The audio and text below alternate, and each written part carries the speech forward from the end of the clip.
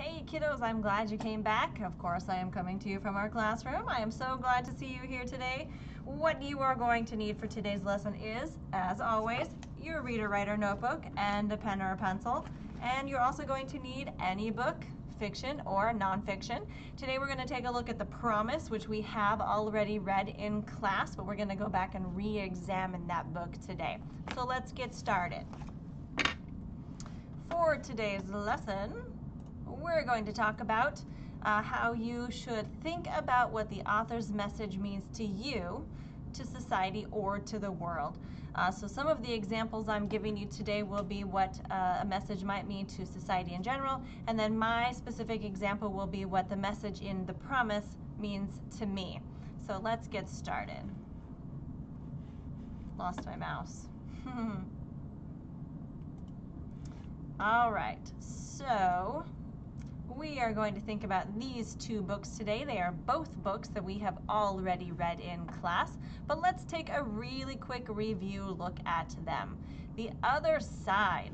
This is a story about two girls on opposite sides of a fence who happen to have different skin colors, who become friends even though society does not really want them to be friends. So one of the messages in the book says, don't be afraid to make friends with people who look different from you. Absolutely true. Another one says the color of someone's skin does not matter. Also absolutely true. Let's take those quotes and change them into what the message might mean to you or to society. So what it might mean to you is at recess you can talk to someone who you've never talked to before, especially if that person seems lonely. Now here at our school, and maybe not this year so much, but regularly we have a friendship bench where if you are feeling lonely or like you need someone to play with, you can go sit down, and anyone who sees you on that friendship bench can go, hey, that person looks like they need a friend because they're on the friendship bench, and then you could play together.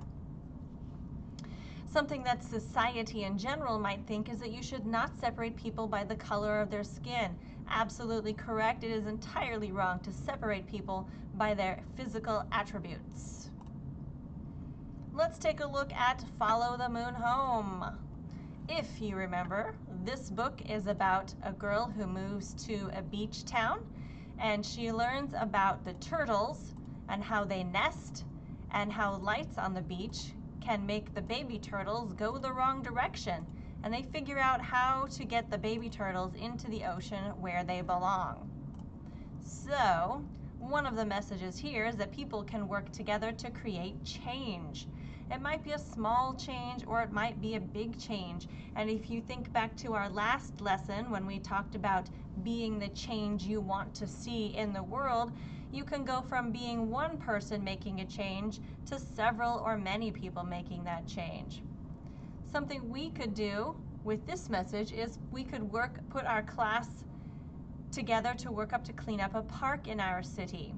We could do various things. We could also take our class to do a special project around school that might be helpful for the school or helpful for the neighborhood. We could start a group to help animals. Let's look at some examples. Let's look at the one I have for you today. So we are going to look today at The Promise. This one is by Nicola Davies. We've read several of her books in the past. So find the book that you've read, read it now, or come back to it. You can use the book that you're reading as your journal lesson today, your 20 minutes of independent reading, or you can read a new one, it doesn't matter. If you want to use this lesson to go back and look at an old one, that's perfectly fine too. So if we want to remember what The Promise is about, The Promise is about a girl who grew up in a really drab and mean and ugly city, and she stole a package from an old lady but made a promise to the old lady, and inside the package were tree seeds.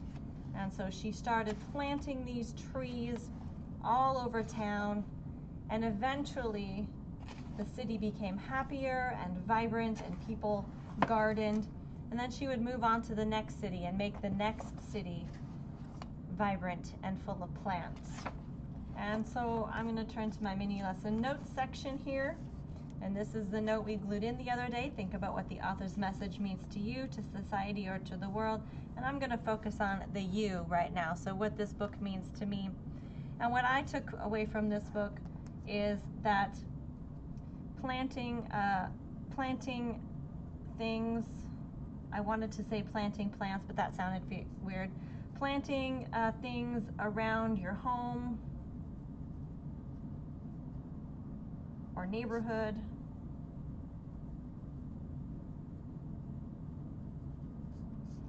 can improve it. And I think I want to go a little bit farther with that and say plants can help people and the environment.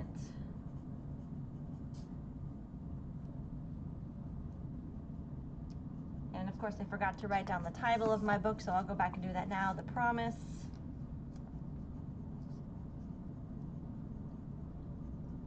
By Nicola Davies. Make sure you're spelling those correctly in case you all want to go back and look at them later. Okay, kiddos, now it is your turn. I want you to find a book, can be fiction or nonfiction. It can be a book you have already read or a new one that you want to read. It can be a real paper book like the one I just showed you, or it can be something digital like on Epic. But find a book and see if you can pull that message out, and not only pull out the message, but what does the message mean to you, or what can you do with that message?